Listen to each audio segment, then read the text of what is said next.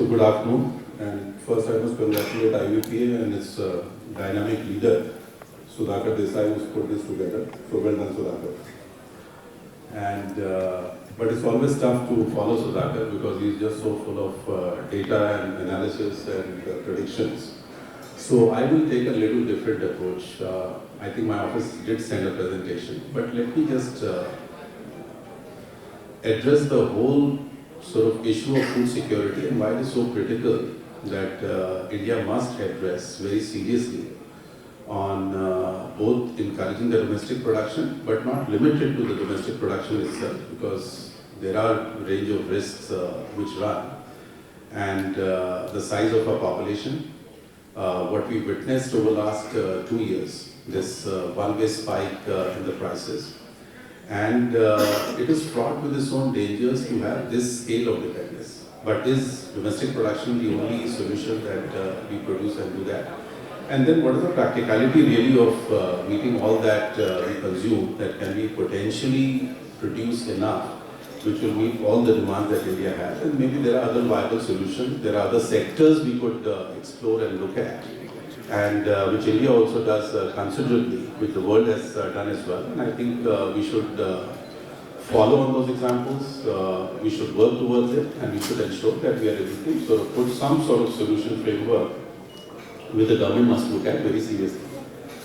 So one of the core issues around anything, if we talk about the food security or Atmanirbharta or producing it enough, it is linked to the only centrality of for any country is the government's policy formation. So we heard this morning that 2 million hectares of land on Telangana, the government of India declared that National Mission on Edible Oil Palm, on which we work tirelessly, and the director is here, Mr. Akhil. I can tell him that we're working very seriously on Telangana with the huge investments. We are already very large in Andhra and in the northeast as well. So this part is done, but realistically, would it really meet all that India imports, and would we truly reach towards Atmanirbharta? And are there solutions that we need to look at besides this one? So there are two sides which I believe that the government is very seized of. So obviously the panic always arises when the prices go up. And for the industry, the reverse side is then when the prices suddenly drop, and and why is this happening? You would see that more than supply and demand, it's really the policy directive, the responses which the governments give, and typically that is leading a lot towards the price, either prices going up or countries are stopping the supplies entirely, and the world has seen it before as well. So, at one point of time, almost I think 2008, 2009, if I remember right, India stopped the exports of both the wheat and the rice, and the global grain prices shot through the roof. This time, Indonesia stopped, banned the exports of palm oil, and we saw what exactly happened to the prices. And the moment they opened the tap, and then we again saw how the differences, sort of immediately arose, or what's happening in China on the COVID-19 policy and otherwise. So my advice, to the industry at large and to the government, and we are sitting in Hyderabad, that the government has multiple policy options that it should seriously explore, and industry must participate both with investments and what they pursue. So number one is that this whole NMEOP and what I'm hearing today on Telangana and what we've been sort of engaging with the government, I think that is one very welcome step. So in terms of the subsidies that are provided, or the incentives that are given, or the amount of money outlay that is done by the government on different schemes, whether it's on the MSP procurement, on the food the distribution of this PDS distribution, or on the fertilizer distribution, that estimated broadly is about 5.5–6 lakh crores. Under the NMEOP, if that successfully sort of happens, which is looking at 6.5 lakh hectares of land in the country, the outlay is just about 11,000 crores. And if that gets implemented successfully, in terms of the return of the investment that the government makes, and both in terms of the foreign exchange outflow, in terms of the the water part, which was a great discovery, the carbon footprint that you can have, or the overall benefit that the country can derive, I think that money is well worth spent. And the government, in terms of the priorities, what it looks at, whether it looks at NMEOP or the Telangana government, the money what they put in, they should look at seriously running on project modes, on a policy mode, like whether it's a palm oil, whether it's a oil mission. Right now, the other day we had a meeting in the ministry on the mustard oil in terms of seriously sort of taking it up. Sunflower, I believe, is a great opportunity. So three distinct oilseeds crop we should focus on. One is clearly oil palm, and India has the potential. Whether it has the potential to 5 million hectares, this I don't know, but certainly all the research and surveys which have done, they talk about 1.2 to 1.5 million hectares, which can potentially be brought under on a viable basis under the oil palm cultivation. So that could give us about maybe between 2 to 3 million tons of oil per annum, which is a great start. And that will happen probably 7-8 years down the line, but that's one good option we have. The second focus India must do is towards both the sunflower oil, because our high dependence on very limited geographies and obviously very volatile right now.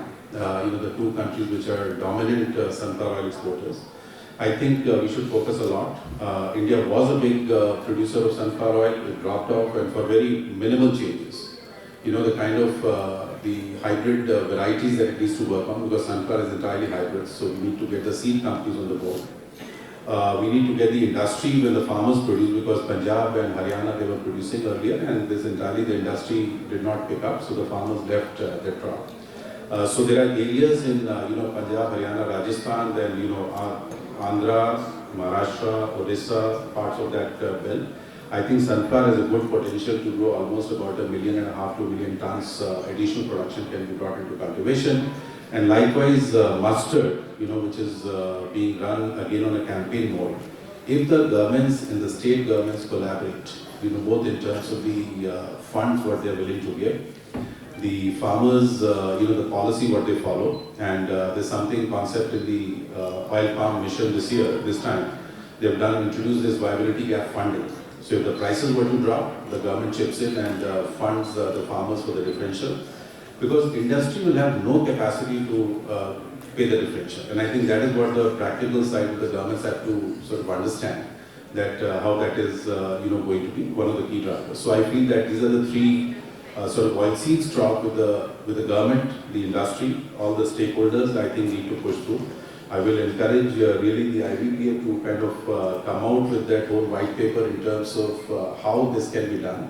And if we can get in additional production of maybe 3 to 4 million tons, I think that would be quite a remarkable achievement over the next 5 to 6 years.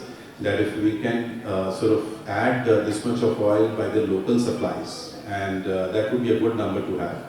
That is one part. The second issue is that everything that we produce in India today, because we're just so short on land, and the land is very expensive, but the returns on agriculture are very poor. So the farmers desire this 40,000 rupees per hectare, what we saw in the morning on the paddy. This is a fact that land which costs 70 lakhs or a crore or 2 crores per hectare, the returns on those lands are less than 20,000, 40,000, 70,000 rupees per year. So the ability, the desire of the farmers to get in, and start to produce anything which can give in towards a high value agriculture with the returns are upwards of 1 lakh or 2 lakh rupees. I think that very systematic research has to be done.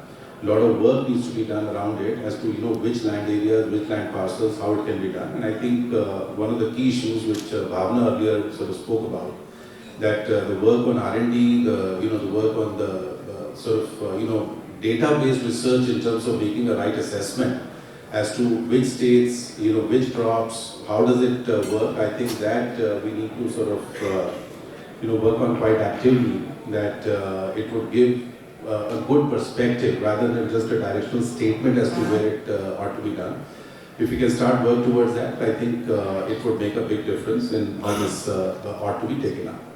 I'll come to my last other tools. There's a domestic production side that, as in the petroleum reserves, as countries after countries have done that. And for Africa, for example, there's a big talk on the food security of creating those reserves of grains. So in times of crisis, in times of shortages, that governments can open that pool and do that. We do that in India. In petroleum, we do that in wheat and rice.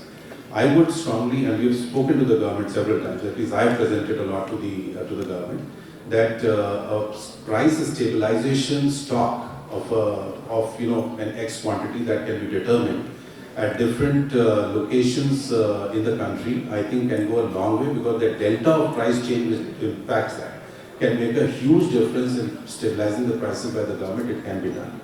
And I know I've just got half a minute, Sandeep, I'll take maybe another additional 1 minute.